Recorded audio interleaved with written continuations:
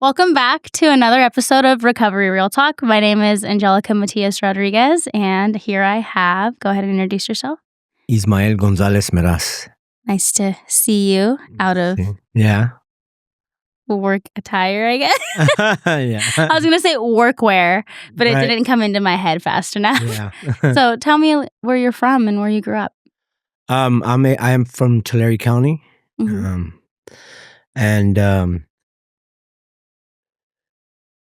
I grew up in Dinuba, Cutler, Rosie, Goshen. Those are cities that are in Tulare County. Mhm. And so I don't know any of those places. yeah, it's down south. Yeah, it's like out there. Is that by Central Valley. Central Valley? Yeah. Okay, because Central I think California. so. If you guys, I don't know if you guys were paying attention a couple episodes ago, but this is Ish, Selena's. Are you guys engaged? Yes. Yeah. Yes. Oh my god. Okay. Well, Selena's fiance.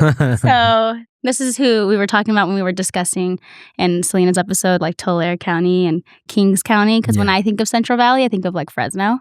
Yeah, I was born in Fresno Oh, County. okay. Yeah. Okay. How far is it? How far is Fresno from where you grew up?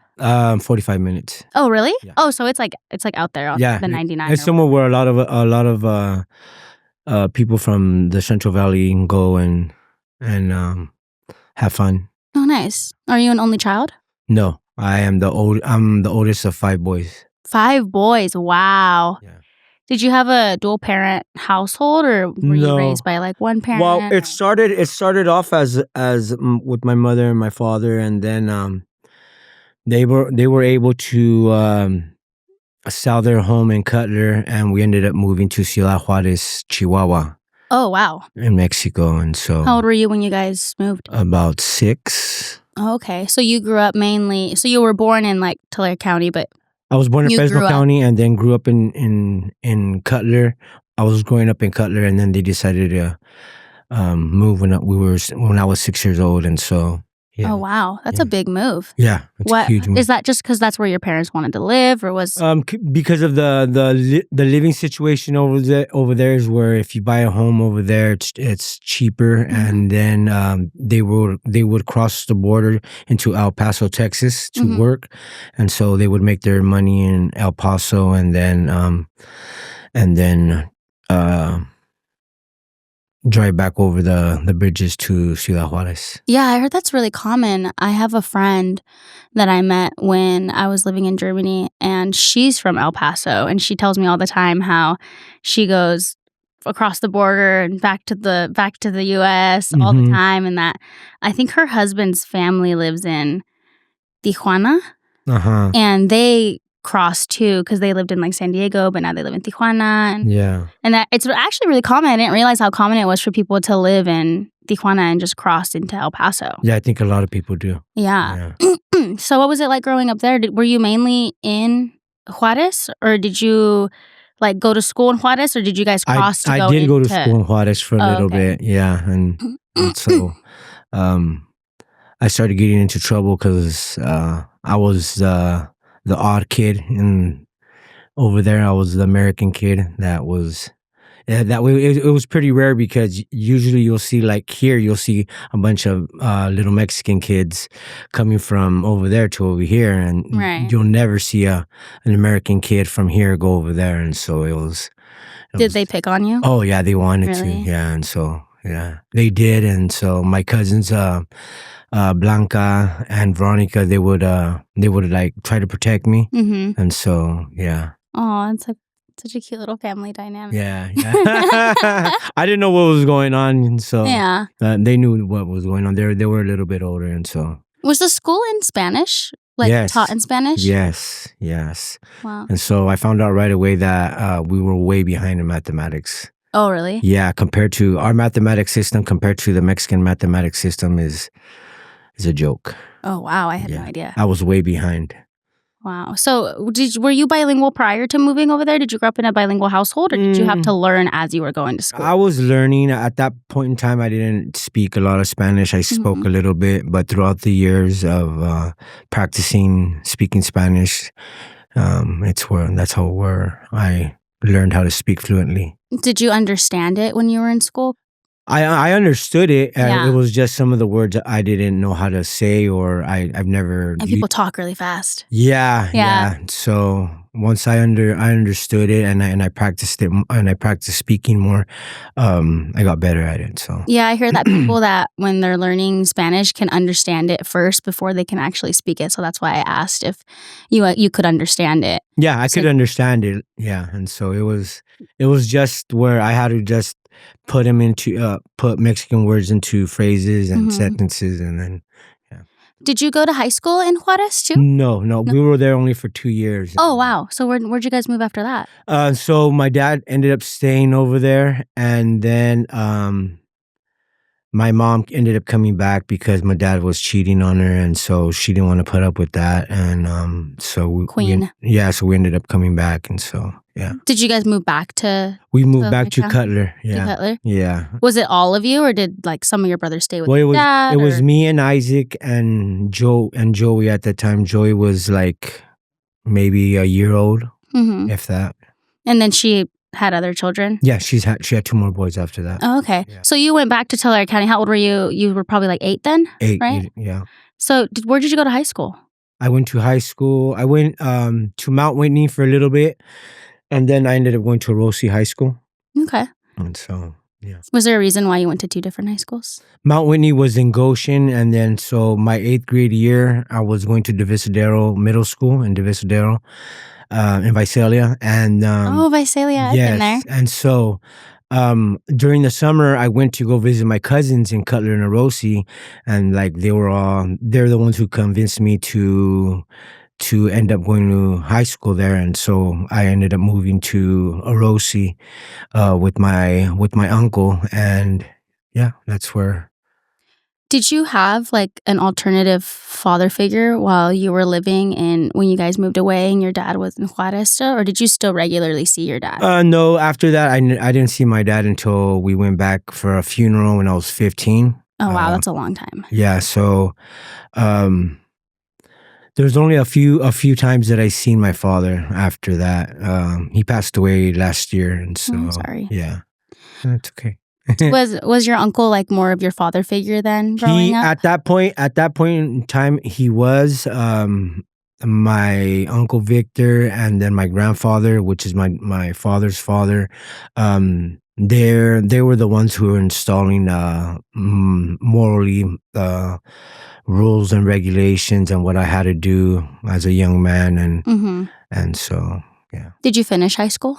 No, I got kicked out my senior year. Really? Yeah, I got kicked out my senior year for smoking weed, and then What? For Yeah, smoking weed? yeah. Oh, out of all the things. Out of all the things, yeah, and then but I did get my GED in 2007. Oh, okay. Yeah. So how long after was that? I was supposed to graduate in 96, and then so when I got kicked out in 96, I wanted to go to continuation, but they said that because I was smoking weed and they had a no tolerance policy on that, Man, that's they kicked me out of the school district, and so I was 18 already at that time, so I just chose to just walk away from everything. yeah.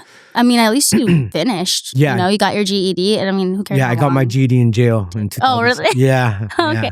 You're like, oh, something to do. Yeah. While I was in there, yeah. Yeah. So then, after you got kicked out, what happened? What did you do? I Just started work? working. Yeah, I'm packing houses and Oh wow. yeah. Construction work. No, I never started. I barely started doing construction work here in Humboldt.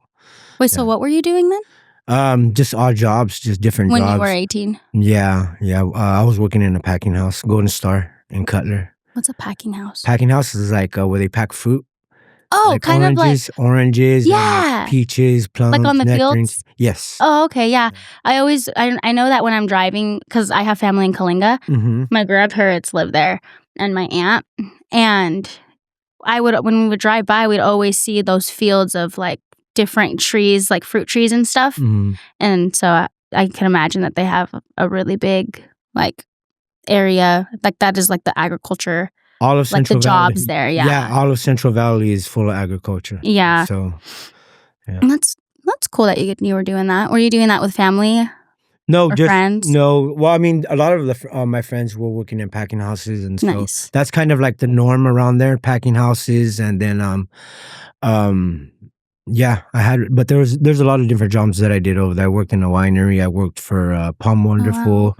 I also worked for Odwalla. I worked for Peñas. Oh, wow. Yeah, You so worked all over the place. Yeah, I worked at Frito Lay also, Oh, really? Reese Foods, and so Oh, on and so okay. forth. Yeah, Yeah, so it sounds like you had a lot of jobs. yeah. So when did I know you said you well, that was when you were little, I guess. When did you start getting into, like, trouble? How did that High like, school, substance abuse and high stuff? school. High school? Yeah. Oh, so it started in prior to you No, it started like the summer of my sophomore year, going into my junior. That's when it really started, and so. I mean, I feel like that's the age where people start kinda partying. Yeah, Yeah. so we started having ditch parties at school, and so we'd have ditch parties, and everybody would end up at somebody's house where both parents were working during the day, and so we would all put our lunch money together and be like a couple $100s, and so we'd go to the nearest liquor store, and then the first drunk that we seen or the first bum that we seen on the side of the store, we'd ask him, "Hey, would you buy some alcohol?" And we'll buy you some alcohol too at the same time, and you do us a favor and we'll do you a favor. And so, yeah, Did it always work? it always worked. Did you know that there's, like, undercover cops? There That is now. There Yeah. is now, but back then, back in 93, Right. 94, 95, 96, That wasn't, like, a thing? it wasn't a thing. Yeah, it's No. crazy now that they'll send people into stores to see if the store will ID them Yeah. if they try to, like, buy alcohol or something, and Yeah. they'll see if they'll sell if they don't show an ID or if they just believe that they're 21, and then they go and report back like, "Hey, he sold me Right. that store sold me alcohol," or whatever. Right. Wow. Yeah, I remember definitely. I don't think we ever had ditch parties when I was in high school. Maybe there were and I just didn't get invited, but Yeah. but I don't remember, like, that wasn't really, like, a thing. It was more like Humboldt stuff, like bonfires and Yeah. going to someone's house and house parties and that kinda stuff, but I never knew, like, what ditch parties were. That was and it was big, and so like we would have one like one every week. Oh, wow. Yeah, and then it Did you was. guys ever get caught? I think we ended up getting caught, and so whenever we would get caught, we would move the locations, different locations. So every week there was a different location, because when we did get caught, we were having it at the same house, and then so the school Right. caught on because there was like 300 students that weren't even at school, and That's a lot at one house? Like, Yeah. 300 people? yeah, That's some Project X type shit. yeah, it's like 30, 40 kids in one room. You know what I mean? What? Yeah. Dang. Oh, Backyard full of kids. claustrophobia. Yeah, I mean everything was happening. Everything was going on. You know what I mean? Wow. The bedrooms were full. You mean the restroom was full of people. Backyard, living room, Backyard, kitchen. and everybody. There's Yeah. people everywhere. Dang. Yeah, That's it was fun. That's a lot of I'm people, not even man. gonna lie. It was pretty fun. Wow. Yeah. So, that's I'm assuming, like we said, is when you started partying. So you were obviously you were smoking weed. Were you drinking too? And Drinking, and then we started doing lines, methamphetamine. cocaine. Oh, meth. No, I never really liked coke. I like doing methamphetamines, and so. Okay, so that's when you started doing meth or experimenting with meth. Yes, yeah. So was it just something you did from time to time at the beginning, or was it something you were starting to do regularly in your adolescence? During the summer, I was doing it regularly, Mhm. and then come school, I try to keep it Mhm. just on the weekends. But Yeah, like you were trying to use it moderately. yes, Like, okay, I'm gonna do this on the weekend. I can't do it right, Monday through Friday. right. Okay, and did your uncle never caught on or anything? Because you were living with him. Yes, well, I was living with him for a little bit, and then my other grandfather passed away, and then so I went to go live with my grandmother Mm-hmm. in Orosi, and so. And she never caught on or No, thought anything? no, not at first, and then so. So did it obviously was getting worse as you got older, right? As You I just kept got older, it partying. started, yeah. So when you got kicked out for smoking weed, how heavily were you using meth at that point? Not too heavy, but it was. I had it in my system every week, and so yeah, it was a very, very progressive thing, because once I picked it up, I didn't drop it until You just kept going. 25 years later. Oh, wow. Yeah. Okay. So when did it start to kind of affect your life, like your lifestyle Right when you away. weren't doing it well, you were doing it on the weekend, right? And then Yeah. when did you start doing it more than on the When I weekends? needed it every day. Oh, yeah? Yeah, I mean, that's what it becomes. Yeah. It was more 19. Oh, wow. So, Yeah, like, right after. it got progressive really quick, and so, yeah. Did your addiction cause, like, result in homelessness? No, that really, um I would get kicked out and I would go to like a family member's house, and then I got kicked out and went to my mom's house, or when I was living in Goshen, we were staying at Bourdain's house. So yeah, I mean, it caused me to get kicked out of where I was at from time Like, to different time. places? Yeah, but I always found a place to stay. And So you were, like, couch surfing a lot of the time? a lot of that times, Yeah. yeah.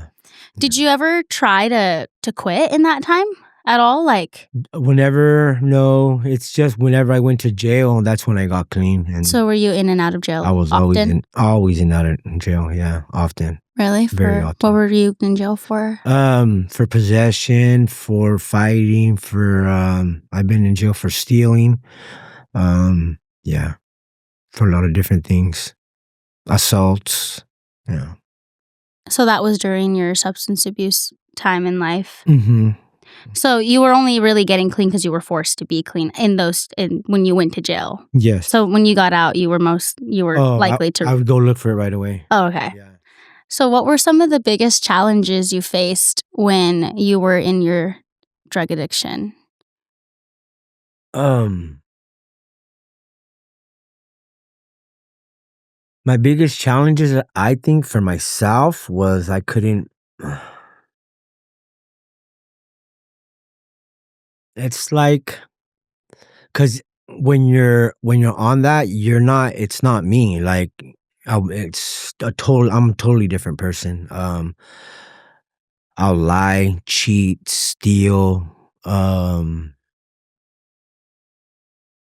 It's hard to. It takes you away from reality. You really don't care about anything else. You don't care if I didn't care if I hurt anybody's feelings. I wasn't there to. I was. I really. It changed me. It changed me from how I was as a kid growing up to to what that was. Yeah, it was just it took me away from a lot of things. It took me away. I couldn't be the good son. I couldn't be the good nephew. I couldn't be the good anything. Mm-hmm. Um, Once my family found out that I was on drugs, they viewed me differently too, and so it changed their perspective about me. And so it's like, oh, you really got to watch your belongings when he comes around. You got to watch. You just have to keep an eye on him when he comes around. That's the type of stuff Right. that comes from that. Yeah, I hear that a lot of people that are in or that their families know that they're having like a drug issue that they for Christmas and stuff they'll give them gift cards. They won't ever actually get them actual gifts Hmm. because then they can't trade it and they can't like sell it or something. But I mean, which this doesn't make sense if you think about it because you could just sell a gift card for the value of it and get cash. Right. But that most commonly they are usually given like gift cards and stuff. Well, for me, what was happening in Cutler Rossi is that they all closed their doors to me at one point. With your family? Yeah, but I was accused of something that I didn't do, Mm-hmm. for beating up my cousin, and so my cousin, the brother of my cousin, he ended up saying that I stole his check because he was working at an auto parts store, and so um, I still have resentments for that, and so. Yeah, it caused everybody to shut you Well, out. I mean, it made everybody believe different about me. Well, yeah, And it it gave was them a just different perspective of who yeah, you were oh, as yeah. you're like your character. Oh, yeah, well, because, I was always welcome in their home, and then Mhm. for them to e experience something like that where he was saying that I stole that money from him, that he had it in a drawer, when it was just something that they made up, and so, I knew that I didn't steal that money, and so it was a big thing. Yeah, And so that's a pretty big deal. yeah. And So that's a after that, like they pretty much all closed their doors to me, and so How did they find out that you were having, like, a meth problem?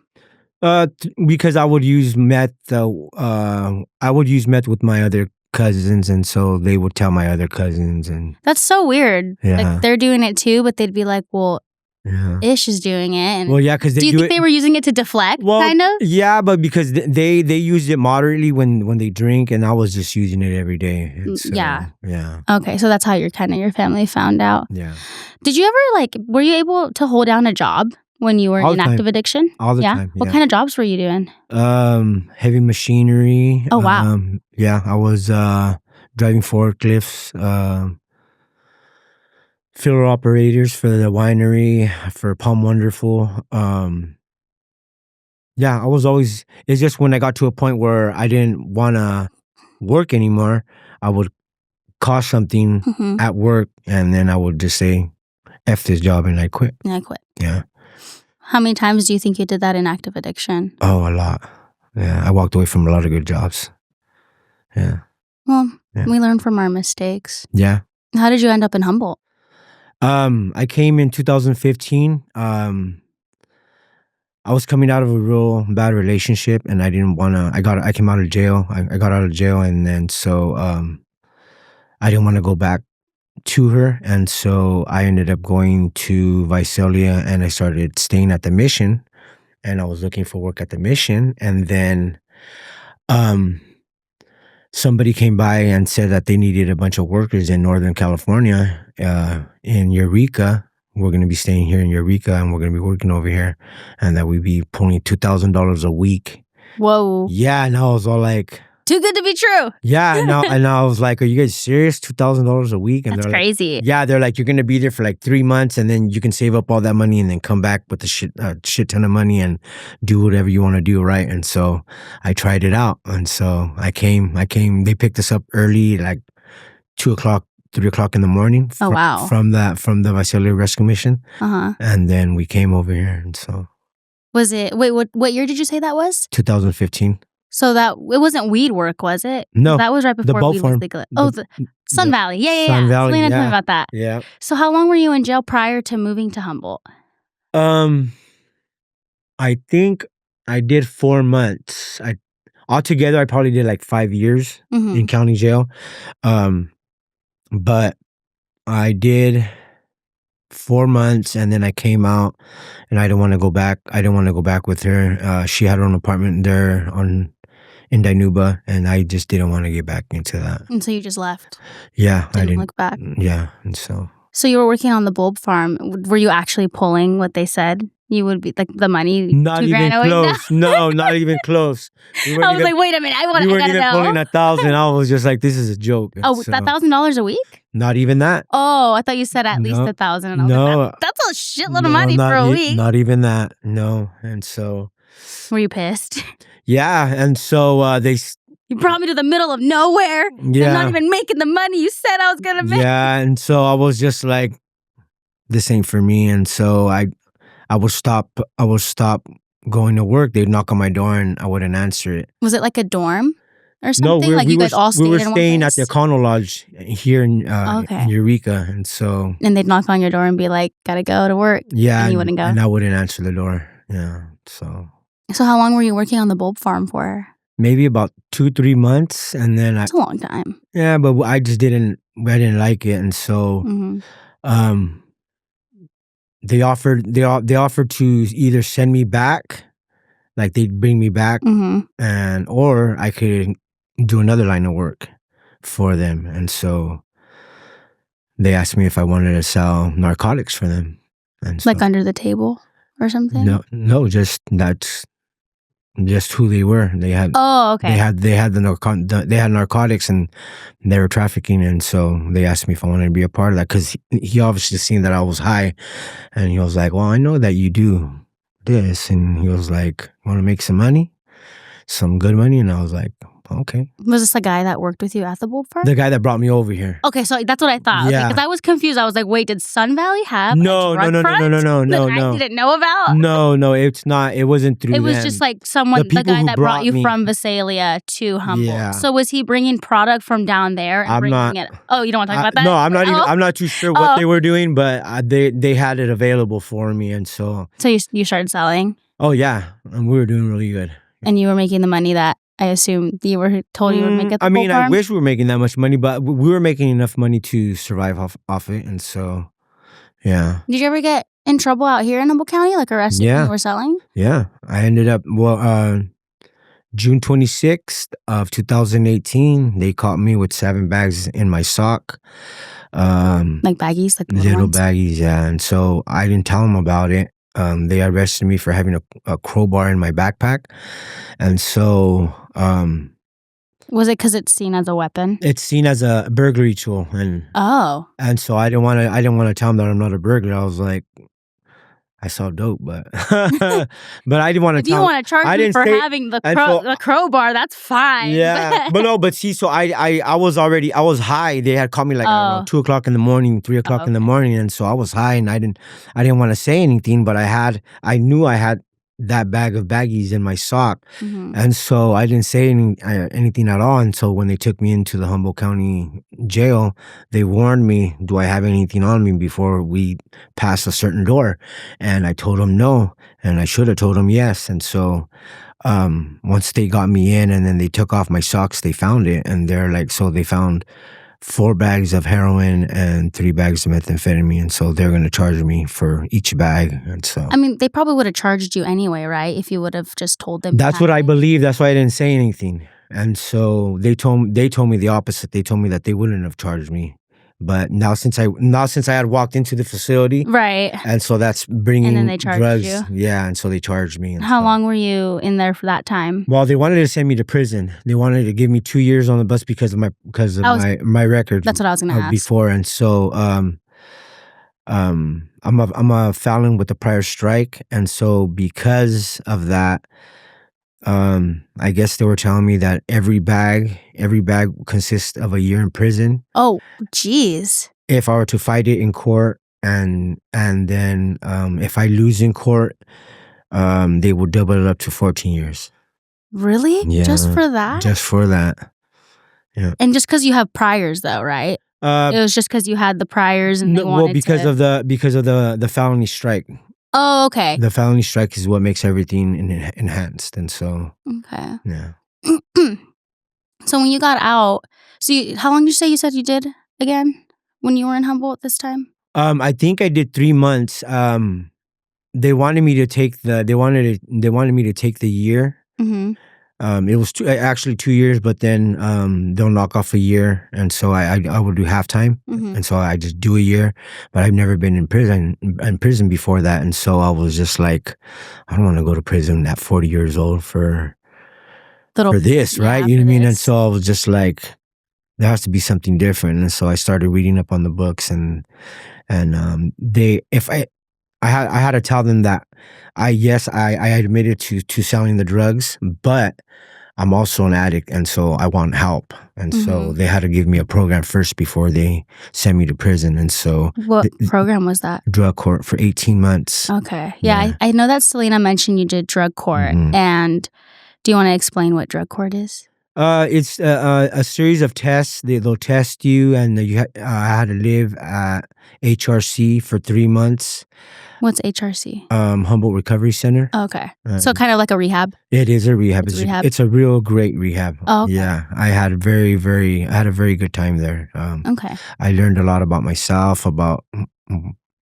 it was a very good experience there. That's good. So you went to drug court to avoid that year in prison. Yes, and if I would have messed up, I would have took a 5-year joint suspension. Oh my gosh. Yeah, so I had that looming over in my head. So, yeah. So how long were you doing drug court for? 18 months. 18 months. Yeah. And that was the end of your. That's when you began recovery, right? I began recovery the moment that I got locked up. Yeah. To that charge, right? To that charge, yeah. Okay. Yeah. And then when you got out, I think Selena mentioned you lived at a sober living home. I was living at I forgot the name of the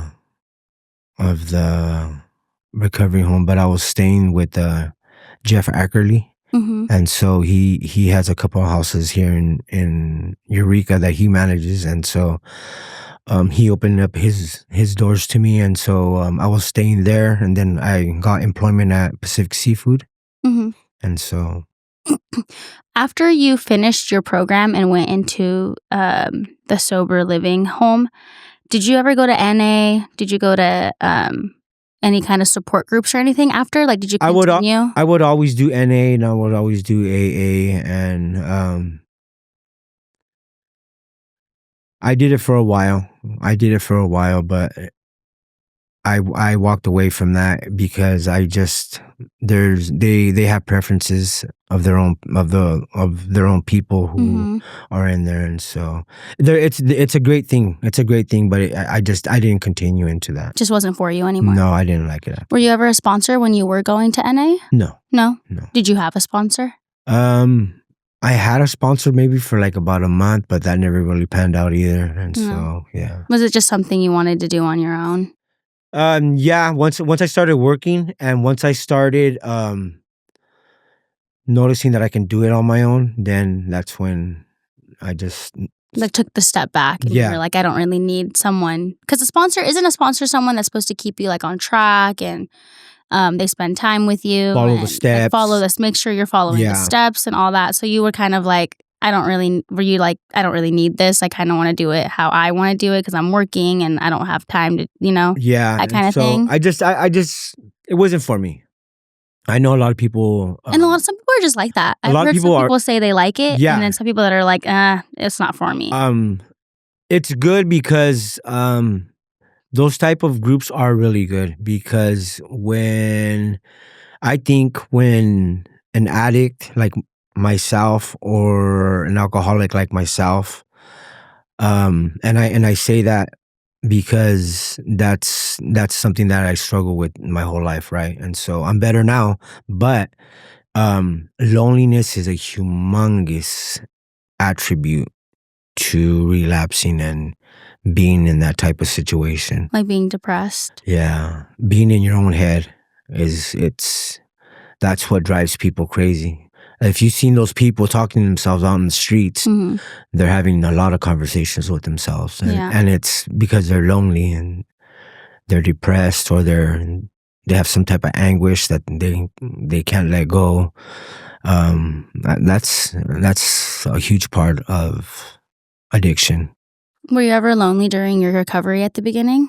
No, I always had people around me, especially when you're living in a clean and sober house. Mhm. You always have people around you, and I think living in a clean and sober environment helps that situation because you have other people around you that are battling the same battles and struggles that you are, and so yeah. So when you were running, your sober living home, was it really difficult to, like, because I'm sure that you create a bond with these individuals because you all have that thing in common where you're trying to get your life together and you're all in recovery. Was it hard to, like, kick them out when you found out, like, they had relapsed? Because they can't stay there if they No, relapse, well, correct? so I was always a hard ass. Oh, really? Yeah, and Selena was more Like the empath. The well, good cop, bad cop. yeah, and so like one of our friends, we had a Sunday morning meeting, and she let me know that I was making that situation worse for her because of how mean and aggressive I was Mhm. at those points in time, and so I realized that what she said, what she was saying, I took it to heart.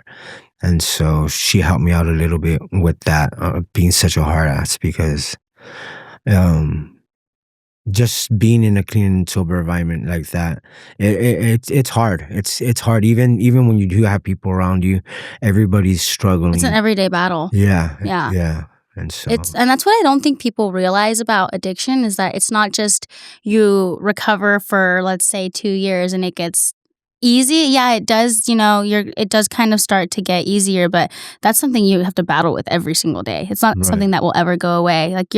Like people say that an addict is always an addict to a sense, but like they are just a recovering addict. So that's because it's not something that goes away. No, It's well, something you have to work at every day. it really does. What happened to me? So I relapsed a couple times, um, and I noticed when I relapsed that my body was rejecting whatever I was using, Hmm. and so Do you think it's because you it were was clean so long? yeah, yep, and they probably were putting different things into the drugs or whatever, but I started getting sick, and so it would I would feel like if I was gonna die, and so that's what actually When made you relapsed? when I relapsed those couple of times, and Did so you only use meth when yeah, you were that was it? that was it. You didn't use heroin or No, no? no, no, no.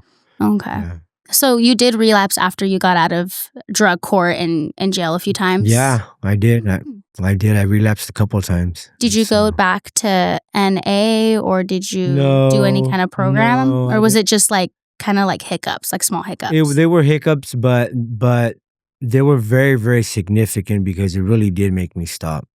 That's good. Yeah, it scared me to the point where I could hear, like, God in the back of my head, and, like, he's telling me, like, "If I keep on saving you, and if you use one more time, I'm gonna take you." Yeah. And so Especially with methamphetamine that makes your heart beat, like, super fast, like, if you had an underlying, like, health condition that you didn't know about, like a heart condition or something, I heard that happens to people, they have heart conditions, well, and I have high blood pressure, and oh, I'm diabetic, so were you diagnosed with all that when you were already, in yep, already? yep, and so Ooh, I was flirting with danger, and so yeah, I hear people with high blood pressure, when they do meth, it causes them to have, like, a heart attack. yeah, it can. Yeah, it It could. can, yeah. Because people are always saying, like, "Oh, people that do meth don't OD." It's like, but yeah, but if they have, like, high blood pressure or something, it could Yeah, cause you to have a heart attack. So you people can. often are like, "People on meth don't die," or, Or strokes. or That's what I felt. I felt like something. if I was gonna stroke out. Oh, really? Yeah, it was gnarly, and so So was it you were feeling sick or were you feeling pain? no pain. It was just like I could feel like if my lights wanted to Mm. go out, Wow. and so it was pretty significant. I had to call the Mm. ambulance and everything. Oh, It was wow. embarrassing. It was really embarrassing. I was just like, "Man," I holding my head down and getting to the ambulance, and then they go over there, and then they're like, "What's wrong with you?" And I'm like, I'm I'm on high. methamphetamines, and they're like, "Well, that's the reason why you feel like that." And I was all like, "Yeah, I know," and so Did it cause you to have, like, panic attacks panic, a almost? real bad Yeah? panic. Yep, yep, That makes sense. yep. And I'm trying to And, live. when you I'm have trying to panic live this attacks, good you feel life. like you're having a heart attack I'm sometimes trying because to you can't live. breathe. Yeah, I'm trying to live this good life. I'm trying to stay clean and sober, and then like you mess up, and you. Yeah, and it's like guilt. It's almost like you were It feeling is. It was guilt and humongous. It was just like, oh my God. And then so once I got clean and so like once I got that out of my system, I felt better. And so yeah. that's good. Well, what did you do that helped you stay motivated to stay clean? Did you have anything that helped you? I mean, I know that Selena got clean She did. with Yeah. you, that Yes. you got clean before her. Yeah. And would you say that you guys motivated each other? Was there anything that you used to tell yourself or something someone said to you that I you just would didn't just I didn't want to lose what we had going on and what we still have going on. That's like we got it going good right now. And so um I just didn't want to lose those blessings that we have. right. Um I didn't want to lose her. I didn't want her losing me. You know what I mean? Because when you're using drugs, and anything can happen. Anything. Yeah. I mean, anything can happen, anyways, right? Right. But the levels of something bad can become something worse, and Mhm. then your worst nightmare come true. And so, So when you relapsed those few times in your journey, what did you do to get back on track? just stay away from that type of mindset, thinking that it's okay to just use once. It's not okay. It wasn't okay. You got to start all over. Well, yeah, I mean, they played a humongous part in me not ever using it again. Right. Those few scared scare times where I thought I was gonna die. You know what I mean? That's Mhm. enough for me. Like a was it like a That's wake-up like, call? yeah, I tapped Like, wake out. up. Yeah, it's like you're gonna lose all this just because you want to do that. Yeah. You know what I mean? How insignificant is that compared to what you have going on in your life? Right. And so you can lose everything. Mhm. And not only that, everybody can lose you. Yeah. And so, yeah, that's what really pushed me. It's like, what are you doing? Like, I would tell myself, what the hell are you doing? So, Yeah. What was different at that time in life? Were you having any, like, mental health issues that caused you to relapse, or were you just around people, like, the wrong no, people it's that would tell you it was okay? just a thought popped in my head that you know what I mean? It's Friday. No one's gonna know by Monday. And come Sunday morning, I'm feeling sick. Right.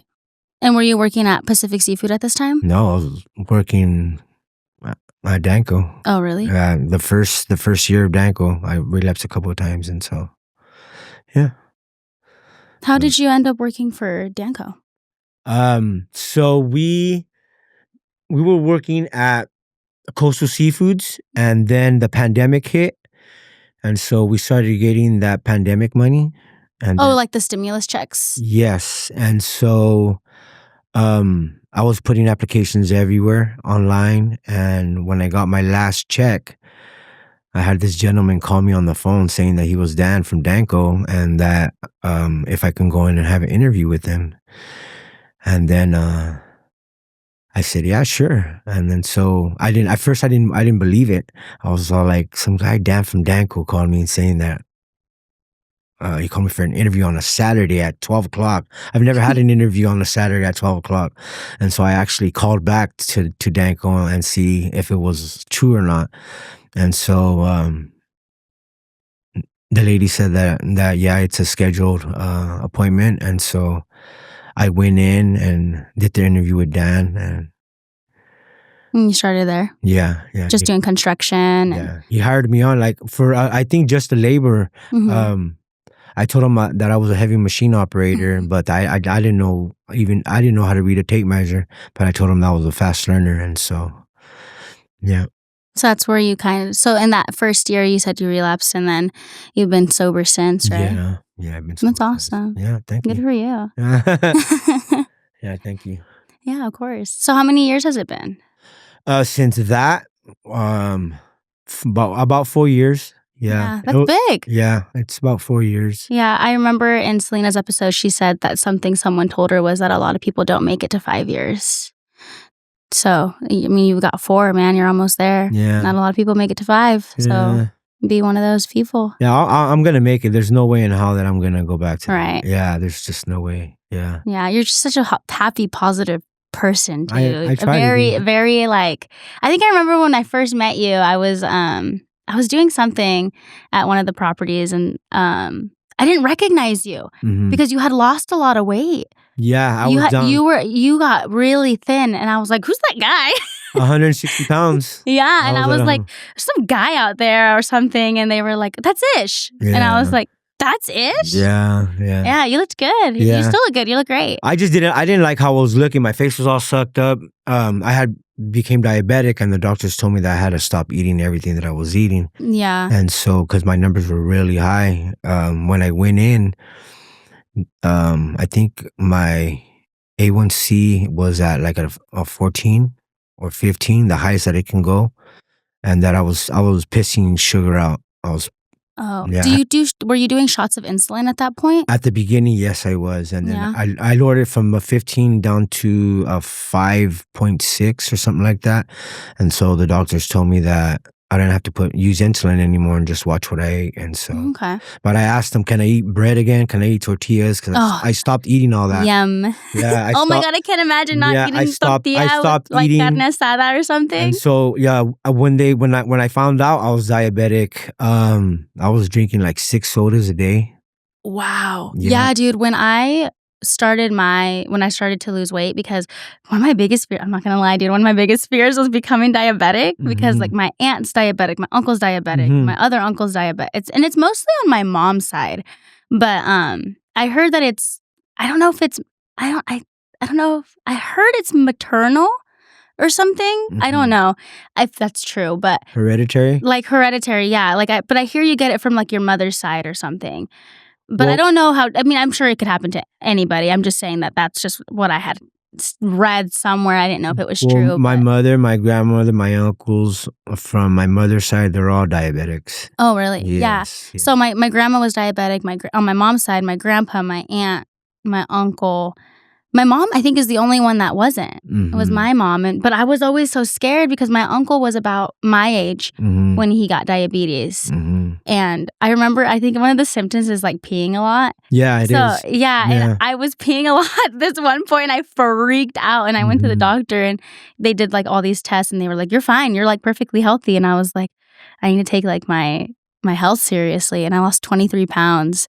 And I was like, I couldn't believe like how big I was, and it was crazy. But my biggest thing was soda too, is what I was trying to get at, is that I just cut soda out of my diet, and I feel like that helped a lot. Also like other eating habits and stuff. But like soda, man, is like the silent killer. Yeah, no, well, Yeah, I mean, man, that's so like a lot of the foods, so anything that's in a package, like processed. anything processed is bad for you. Anything and everything that's processed is bad for you. I know, but I love Maruchan, dude. No,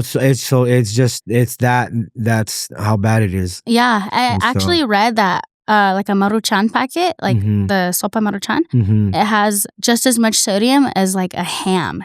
yeah, Like a ton of sodium. right. So Yeah. that was like scary for me because I thought I was gonna be diabetic, but Well, yeah. yeah, I mean, that's everybody that's diabetic, they became diabetic because of what they eat and what they put in their body. right. And And it's weird how genetics work too, though, because my grandpa had what's called Bell's palsy, which is when half of your face goes like it's paralyzed.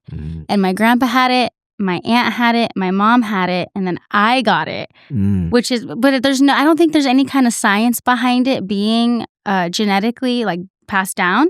But it was just crazy that like my grandpa got it, my aunt got it, my mom got it, and then I got it when I was like 18 or 19. And luckily I caught it in time because it was just some, like, you know, when you hear your family talking, you're like, oh, I gotta watch out because my dad has like cholesterol, you know, like just like genetics and stuff. And I remember I was like, Mom, what if I get Bell's palsy? And she's like, no, that's not how it works. Or I didn't know how it worked, and then I got it, and it was scary, dude. They went to the ER, and they're like, are you pregnant? And I was like, no. And they were like, well, you're not. You're too young to have a stroke. And they're like, and you look healthy. They're like, so we don't think you're having a stroke. But then I told them my family history, and they're like, oh, you probably have that. Here's some steroids that you can take. And it helped with that? Luckily, it went away for the most part. I can still kind of tell sometimes when I like take pictures and stuff. Like I'll be like, oh my God, I'm like got a chueca or something, you know? But like I only really notice it when I'm like really tired. If I'm like really tired, I do see it in my eye, in this eye, because it's this side of my face. But for mine went back to mostly normal. But like my mom, you can still kind of tell with her. Only if you know, though. It's like one of those things that you only notice if you know about it, kind of thing. But yeah, it's crazy how genetics work and how all that stuff works. Right. Yeah. So were your mom or dad or anybody in your family, did they struggle with substance abuse too? Or was it, because it sounds like your cousins, you know, were using and you were using with them. Yeah. So was that something that was like around? I believe my father was an alcoholic, and then he also used cocaine, and he probably smoked weed. He actually did smoke weed, because when I went to go visit him, I went down to Ciudad Juarez to go tell him that he was going to be a grandfather. And so by the time I got there, my little sister had already a baby, and so my little half sister. And so I was like, okay, well. So he had other children after him and your mom? Yes, had separated? I have 2 half sisters in Ciudad Juarez. So you have 7. So there's 7 total between you and your mom and no, there's more. No, yeah, 7, right? Because then your parents have 3 together, then your mom has 2 and your dad has 2. So there's 7 total? Oh, wow. Yeah, I haven't spoken to them in years. Oh, okay. So you don't go to Juarez very No. often or ever, huh? No. One of our uncles got killed by the cartels, and so Sorry. right there in Ciudad Juarez, and so they asked us not to go to like the funeral, and They so asked you guys not to yeah, go? because the whole family they wanted money from them, and my uncle didn't pay them. They owned So was it for, like, safety reasons? it's for this, yeah, because I thought they were amenazados, like so everybody was like whoever showed up to the funeral was probably gonna get shot and killed, and so Kind of like a paying your like, they're gonna pay your uncle's debt kinda thing. well, yeah, because they own the bus systems. My uncle owned the bus system in Ciudad Juarez, and so they were trying to extort money from him, and then And then he didn't pay. he didn't pay, so they let him have it. Oh, wow, Yeah. I'm sorry. Yeah. Well, I mean, at least that they told you guys not to come because of, like, safety reasons, and it wasn't because they didn't want you there. No, it was because of that. And it's So, crazy how often that kinda stuff happens, yeah. like, in Juarez and Tijuana and stuff. Yeah. It's so common because I remember there was these I read something about these 4 young people, probably, like, my age, and they were, like, shot and killed, and they weren't even, like, related to anything within like, anything cartel related. It's just, like, you're and my dad always tells me that because I wanna go to Mexico, Mhm. but I wanna go to Nesa, which is, like, in the city. But my dad was telling me, like, it's not safe because I really wanted to go, but my dad didn't wanna go, so I was like, I'll go without you." And Mm. he was like, "No, it's not safe. Like, you can't just walk down the street Mhm. in Mexico. Like, it's a needle in a haystack over there. Like, if you think missing people, like, here in America is, like, bad, like, when you're in Mexico, It's people worse. won't even know you're missing. Yeah. Like, at least Yeah. people here, like, there's broadcasts, but so many people go missing all the time that it's like a needle in a haystack, my dad used to tell me. Yeah. So, because the last time I was 15, so, like, 12 years ago, and I got in trouble. I was trying to sneak out to go party with my prima, Mhm. and I didn't see it as that big of a deal back then, Mhm. because I was just a kid. Mhm. But if we would've, like, gotten hurt or kidnapped or something, like, and that's what my dad was trying to tell me when he caught us. He was like, "Do you not understand, like, how different it is here from what you're used to in Humboldt? Like, this isn't like that." He's like, "If you would've disappeared and been gone," he's like, "I wouldn't have known where to start Mhm. because you don't know anybody here. We don't really know people here, and it's Right. so big, and people just go missing." And so that was like a reality check when I was really young. But now that I'm older, I'm like, "Oh my god, I could have been I could have been kidnapped. I could have, so it's Yeah. just like Well, it's my father, when I went to go visit him, he told me that he doesn't let the girls out at night because they take the girls. well, yeah. Yeah. And that's what So, my dad was telling me too. He was like, "You're a yeah. girl." Yeah. And I always hated hearing that, like, from my parents, like, "Oh, you're a girl, it's different. You're a girl, it's different." But, women are targets, Mhm. are considered easy targets. Mhm. So I get it. Mhm. But, back then I was just like, "Oh, you treat me different than my brothers. You let my brothers do whatever they want. You Right. never let," but in reality, it's like, because it's not safe for you. No, it's not. Yeah, So, he was just trying to protect you. yeah, he was Yeah. just, trying to protect me. Yeah. And then I had my brother on crutches when we were in Mexico because he cut his foot open in the pueblo. He, Mm. like, cut his toe open on a nail, so I was just like, my brother was no help in that situation. Mhm. But, yeah, it's a lot of crazy stuff happens over Yes. there, so Yeah. that's why my family's, like, extra careful, that kinda stuff. But so when when you were getting clean, how was your mental health? Like, how did you overcome your mental health? Did you have, like, mental health issues No, or I really didn't anything, have or mental health issues. I don't have mental health issues. I even mean, growing up, like, you didn't? no, I was always into sports, and Oh, so I okay. was always really good at football, basketball, baseball. Did you play sports in high school? Yes. Oh, Yeah, nice. and so Okay. I just know that a lot of people that maybe grow up, I mean, I know that you had father figures, but, like, not having your father, you don't think that kind of, like, as you got older, you were, like, resentful, and that didn't, like, lead into your substance abuse at all or play a part? I was resentful when I was young Mhm. towards him. Like whenever they would speak of him, I would just like talk down about him, or if he were to come around.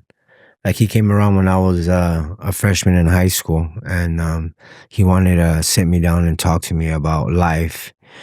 And my younger brothers were with me at that time visiting, from Goshen, and I told him that I didn't want any of his consejos. Mhm. I don't want any advice from him. If he wanted to talk to anybody or spend some time in it with anybody, it was my younger brothers. I don't I felt, but it was more being I was just being a jerk to him, and Yeah. so I just told him that I don't want anything to do with him, or just I don't want to listen to whatever advice he was gonna give me. And so yeah. Yeah, makes sense. How do you think recovery has changed your view on life? Like, in what ways do you think it's changed your view? Mm, life is not being on drugs, especially the methamphetamines, because I was on that for 25 years. Life Mhm. is such a blessing, and so when I was high, I wasn't aware of all the opportunities that are out there for me, right? And Mhm. so now that I'm clean and sober, like, opportunities are always presenting themselves, and I'm doing things that I've never done in my life. You know what I mean? And so I'm very productive. I'm always happy about waking up in the morning and having the life that I have, and um having Selena with me. And so like, we're living a really, really good life right now. I mean, and I feel like all the blessings that I used to block before are now open to me, because I'm aware, like, I'm aware of life now. I don't when I was using, all I cared about was getting high and getting the next bag. You know what I mean? And so now life's different. Life's a whole lot better now. And Yeah. so I'm not blocking the opportunities anymore that present themselves. Those opportunities I take full advantage of, and I'm just enjoying the ride right now. Um, I got clean and sober like way late in life. You know what I mean? Mhm. And so, God willing, I'll turn 48 years old this year. And so I don't know how much time I have left here on earth, right? But Right. I'm gonna make the best of it. And so that's how I view life right now, where it's a beautiful opportunity. Life is such a beautiful opportunity. And so I'm just blessed to be here, and still able to work and provide, and because those are the most things, the most important things in my life right now, is being able to physically work and being able to provide, and being able to share my life with Selena Right. and anybody who wants to come with it. Oh, you and Selena are so ride or die. Yeah, no, she's my everything. She really is. Oh, yeah, I always see your Facebook posts and you're Yeah. like, "The love of my life," No, I and mean, it's fantastic. It's a dream come true. yeah. It really is, because I almost lost her. You know what I mean? Yeah. I almost lost her, and so um, when I was praying, when in the hospital, like, that was what I was praying for, just to give me a chance Mhm. to show her how much. And you really pushed her to get clean. From what she said, that you were helping her out a lot, you were paying for her, safe, like, the sober living uh, facility I think she was in? yeah, Yeah, yeah, you were there for her every step of the way. yeah. I mean, I love her, and so I just wanted to see her get better, and so she went through a real bad ordeal, and so with that, like, once she wanted to get clean and sober, and then once she gets a thought in her head to do something, she's gonna do it. And so, Mhm. and she's such a wonderful person, and so yeah, she's such a wonderful person, and I love her, and so Yeah. I'm real happy to be sharing her life with her. Aw, Yeah, that's so beautiful. When you were in active addiction, did you ever think that you would be where you are right now? we always talked about it. We always talked about getting clean and sober. We Mhm. always talked about it, and so we wanted it. We wanted a better life, especially because when you find somebody that that's your best friend, right? And so when you're in those type of struggles, um, and you struggle with someone like that, I think it's really, really, really, really a beautiful thing to share. If you're sharing your struggles with the person, with your significant other, you want to share your achievements, and so the achievements are a lot. That's Yeah, great. yeah, Yeah. It's awesome, man. yeah. It really is. It's a happiness that I can't even explain. It's really, really, it's humbling. It's really humbling. Yeah. Yeah. Is there anything you wish anybody would have told you about recovery before you started recovery? Like any advice or anything? I think live and learn, living and learning and going through my own situations in life, and that's for me. That's the only way that um I feel that we can. For myself, speaking for myself, that's the only way that I was gonna learn because I'm hard headed. You Yeah. like if like even now, like if I have a thought and I want to do something my own way, I'm gonna do it my own way. You know what I mean? Until I learn otherwise that it's not gonna work or not. You know what I mean? And so, and I think a lot of people are like that. They want to do their own thing, or they want to try their own path, or they want to do it their own way. You know what I mean? And Hmm. so I feel living and learning from your own mistakes is what um what brought me to today. And so the struggles in life really shape, because when you're doing good, like we're doing good right now, right? And then you see, like, we live on 4th Street, and so we see people struggling every day. And so I remember when I was struggling like that every day, you know what I mean? And so when you're able to see that you that your life is being fulfilled, and you can see people struggling still, that kind of helps you. Like it helps me be grateful for what we have in our lives, and because without the gratitude, there's no sense of humility. I think, like, there's no sense, like, I'm grateful for everything. I try to be grateful for everything. Like, I'm when I cross those bridges to go to work, I'm thanking God, because God, this is a beautiful place. Like, Humboldt is so beautiful. Like, that's one of the reasons why that I've never left here. That in Salina is because you mean it's a beautiful place. Humboldt's so gorgeous. Like, there's I no love place. Humboldt. Yeah, like there's no place like Humboldt. Like, I'm from the Central Valley, where it's just Smells like fields. cows. Yeah, and you know what I mean? I'm from the Central Valley. And then so when you come over here and you have the ocean, you have the bay, you have the Yeah. forest in back of you, you don't want to leave here. You know what I mean? Yeah. I've been to the valley, man, and it Yeah. smells like cows. Yeah, it's different. But I It's go like to Kalinga right off of the 5 when mhm, you have that giant field of cows when you're mhm. driving towards Fresno. Yeah, the dairies. Yeah, when Yeah. you go off to Junction 20 or whatever to go towards Mhm, Kalinga, and it's mhm. just like when I was driving through with my brother and his kids on our way to Disneyland, I Right. don't think the girls had ever been through there. Mhm. And my niece, she's 3, and we were driving by the cows, and she was like, "Ew!"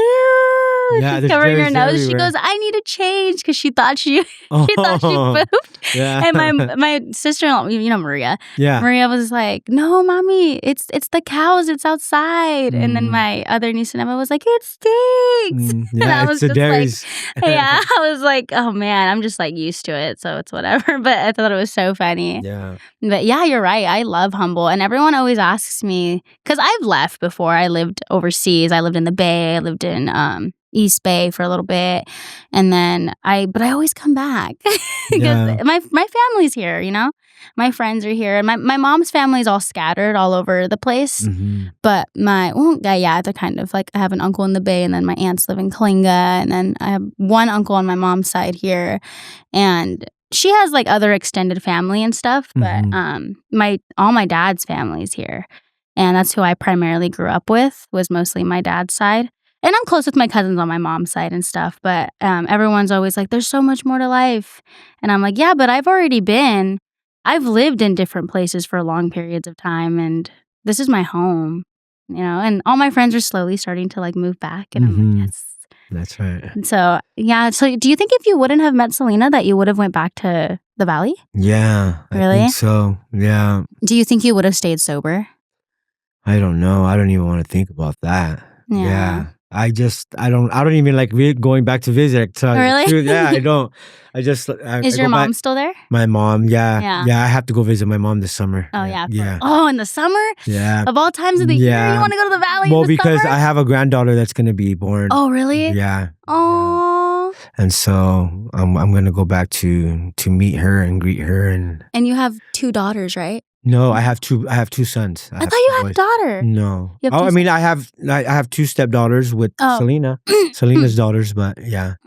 I thought earlier you said you had a daughter. No, no, I read no. it wrong. No. Oh, no, you said you were gonna tell your dad that he was gonna be a A grandfather, grandfather, yeah. not that you had a daughter. Yeah. Okay. Oh, I didn't know you had 2 Yeah, sons. yeah. Are they both in the Valley? 21 and 18, yes. Oh, they're Yeah, young. yeah. And my Wow. my older my oldest is gonna make me a grandfather, so Really? yeah, Oh he my god, called are you me. excited? Yeah, he called me and he let me know, and I was like, "Good job." That's crazy. Like, Yeah, look at the life that you have now and, yeah, because if your son's 21, yeah, you were still in active addiction, yeah. right? Because if you're saying it, you I were was in and out on of meth for jail. 25, yeah, in and out. They busted my doors down, and they were there with me, and so they see me getting arrested a couple of times, and so it was horrible. Being addicted to methamphetamines, and I was on it for 25 years. It Mhm. was horrible. It had to been horrible for all my family and my kids and everybody that cared for me. It had to have been horrible because I see people now that are on drugs and struggling, and it's horrible. And so, yeah. Yeah, I have a cousin that had a meth addiction, and I actually sent him my podcast when I started it, like the first episode, and he's been clean for I think the first time I'd seen him in a really long time was my grandmother's funeral. I want to say 2 years ago, almost 3 now, and he looked good and he was happy and he was doing well, but he in and out of prison, in and out of jail, like Mhm. for as long as I can remember, and I wasn't really around the addiction. I just heard like like, family, they talk and stuff, and it sounded like it was a lot for my aunt because it was her son, but it did sound a lot, so I get what you're saying is that It takes a toll it on takes a people. toll on It takes people. a toll. I mean, especially if you're stealing from your loved ones. Like, I remember, I was walking out of Walmart in Dinuba with everything. Like, I was for my meth addiction, and so, um, it's a horrible thing. It's horrible. It's just the way you think, the way you act, the way you present yourself to people. Um, yeah, it's just a horrible way to be. How was it with building the relationship with your family again when you became sober? Like, how did that start? What is it, like a phone call or Apologies. like amends? I Were you yeah. following the steps? Yeah, I had apologized to everybody, my Mhm. kids, my mother, my brothers, and then you have to be honest with them. You have to be honest, and so my baby mama and her family, they were like, "You can't tell your kids that," and I'm like, "I think I have to. I don't think anything else is going to be sufficient enough for them to understand. I want them to understand that that wasn't me. It wasn't the real me. Mhm. It was me being an addict in live addiction, and so yeah, I had to apologize a lot. But once I made my apologies and once I changed my ways and I didn't lie anymore, like there's no reason for me to lie Mhm. anymore. You know what I mean? And so I like to say the truth. I don't like when people lie to me. Oh, I And know, me too. I get yeah, that. don't like. There's no reason to lie unless you know what I mean. Unless you have some devious thing that's going on. I that's what I believe now, right? Mhm. Because when I used to lie, cheat, and steal, there was a reason. was high, and I was trying to get my way. Mhm. And so now that I'm clean and sober, and so I don't. There's no reason to be lying or cheating or Right. anything. And so So were your family very welcoming with open arms when you first made amends? Or was it mm, something that took time for them to trust again and well, I did it over the phone because I was over here and they're over Right. there, right? And so it was over the phone, and they accepted it, and so we moved on, and um, I reconnected with my brother, that's in prison, Mhm. and so I started communicating more often with him, and now we talk almost every other day, every day. Um, I take care of him. I send him money so he can have commissary, and that was like one of the most important relationships that I really wanted back in my life. Was your brother? Was my brother.